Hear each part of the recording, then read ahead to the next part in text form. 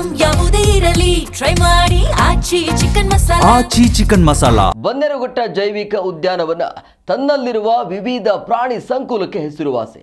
ಕಳೆದ ಬಾರಿ ಪ್ರಾಣಿ ವಿನಿಮಯ ಕಾರ್ಯಕ್ರಮದಲ್ಲಿ ಜಪಾನಿಂದ 4 ಆನೆಗಳನ್ನು ತರಲಾಗಿತ್ತು. ಕಳೆದ ತಿಂಗಳಷ್ಟೇ ಕ್ಯಾಪುಚಿನ್ ಕೋತಿಗಳನ್ನು ಬನ್ನೇರುಘಟ್ಟಕ್ಕೆ ತರಿಸಲಾಗಿತ್ತು.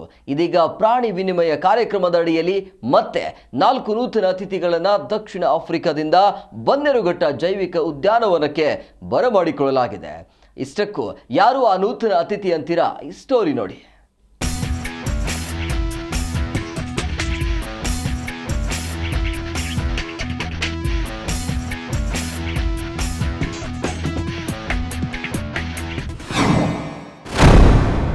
ಬನ್ನೇರುಘಟ್ಟ ಉದ್ಯಾನವನಕ್ಕೆ ನೂತನ ಅತಿಥಿಗಳ ಆಗಮನ.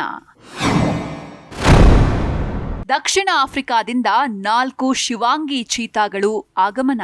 ಬನ್ನೇರುಘಟ್ಟ ಜೈವಿಕ ಉದ್ಯಾನವನದಲ್ಲಿ ಇಂದು ಸಂತಸದ ವಾತಾವರಣ ಮನೆ ಮಾಡಿದೆ. ಇದಕ್ಕೆ ಕಾರಣ ಉದ್ಯಾನವನಕ್ಕೆ ಬಂದಿರುವ ನೂತನ ಅತಿಥಿಗಳು. ಹೌದು, ಭಾರತದಲ್ಲಿ ಶಿವಾಂಗಿ ಅಂತಲೇ ಕರೆಯಲ್ಪಡುವ ಚೀತಾಗಳನ್ನ ದಕ್ಷಿಣ ಆಫ್ರಿಕಾದಿಂದ ಪ್ರಾಣಿ ವಿದೇಶಿ ವಿನಿಮಯ ಕಾರ್ಯಕ್ರಮದ ಅಡಿಯಲ್ಲಿ ಬನ್ನೇರುಘಟ್ಟ ಜೈವಿಕ ಉದ್ಯಾನವನಕ್ಕೆ ಇಂದು ಕರೆತಂದಿದ್ದು, ಈ ಮೂಲಕ ಬನ್ನೇರುಘಟ್ಟ ಜೈವಿಕ ಉದ್ಯಾನವನ ಮತ್ತೊಂದು ಮೇಲುಗೈ ಸಾಧಿಸಿದೆ.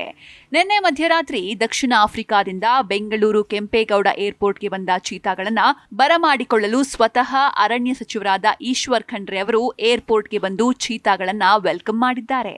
ಅದಾದ ನಂತರ ಏರ್ಪೋರ್ಟ್ ಪ್ರೊಸೀಜರ್ ಮುಗಿಸಿ ಇವತ್ತು ಬೆಳಗ್ಗೆ ಬನ್ನೇರುಘಟ್ಟ ಜೈವಿಕ ಉದ್ಯಾನವನಕ್ಕೆ ಕರೆತಂದು ಚೀತಾಗಳನ್ನ ಕ್ವಾರಂಟೈನ್ನಲ್ಲಿ ಇರಿಸಲಾಗಿದ್ದು, ವಿದೇಶದಿಂದ ಬಂದಿರುವ ಪ್ರಾಣಿಗಳಾಗಿದ್ದರಿಂದ ಆರೋಗ್ಯದ ದೃಷ್ಟಿಯಿಂದ ಕ್ವಾರಂಟೈನ್ ಮಾಡಲಾಗುತ್ತೆ.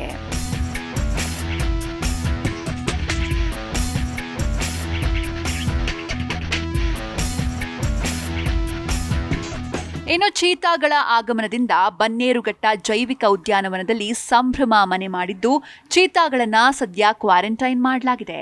2 ಹೆಣ್ಣು ಹಾಗೂ 2 ಗಂಡು ಚೀತಾಗಳು ದಕ್ಷಿಣ ಆಫ್ರಿಕಾದ ಇಂಡುನಾ ಪ್ರೈಮೇಟ್ ಮತ್ತು ಪ್ಯಾರೆಟ್ ಪಾರ್ಕ್ನಿಂದ ಬಂದಿದ್ದು, ಸದ್ಯ 30 ದಿನಗಳ ಕಾಲ ಕ್ವಾರಂಟೈನ್ ಕೇಜ್ನಲ್ಲಿರಿಸಿ ಚೀತಾಗಳ ಆರೋಗ್ಯದ ಮೇಲೆ ನಿಗಾ ವಹಿಸಲಾಗಿದೆ. ಅಲ್ಲದೆ ಚೀತಾಗಳ ಉಸ್ತುವಾರಿ ವಹಿಸಿಕೊಂಡಿರುವ ಸಿಬ್ಬಂದಿ ಈಗಾಗಲೇ ಮೈಸೂರಿಗೆ ಹೋಗಿ ಚೀತಾಗಳ ಬಗ್ಗೆ ಹಾಗೂ ಅವುಗಳ ನಿರ್ವಹಣೆಯ ಬಗ್ಗೆ ಟ್ರೈನಿಂಗ್ ಪಡೆದು ಬಂದಿದ್ದು, ಇದೀಗ ಅದೇ ಸಿಬ್ಬಂದಿ ಇನ್ನು ಮುಂದೆ ಈ 4 ಚೀತಾಗಳ ಉಸ್ತುವಾರಿ ವಹಿಸಲಿದ್ದಾರೆ.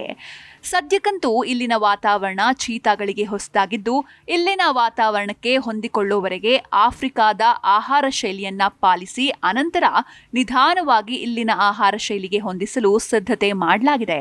ಇನ್ನು ಹೊಸ ಚೀತಾಗಳ ಆಗಮನದ ಖುಷಿಯನ್ನ ಪಾರ್ಕ್ನ ಅಧಿಕಾರಿಗಳು ಮಾಧ್ಯಮಗಳ ಜೊತೆ ಹಂಚಿಕೊಂಡಿದ್ದಾರೆ. ನಮಸ್ಕಾರ. ಇವತ್ತು ಬೆಳಗ್ಗೆ ಮುಂಜಾನೆ 1:15 ಬೆಂಗಳೂರು ಏರ್ಪೋರ್ಟಲ್ಲಿ ನಾವು 4 ಚೀತಾಗಳನ್ನ ಬರಮಾಡ್ಕೊಂಡಿದ್ದೀವಿ. ಅದರಲ್ಲಿ 2 ಫಿಮೇಲ್ ಇದೆ, 2 ಮೇಲ್ ಇದೆ.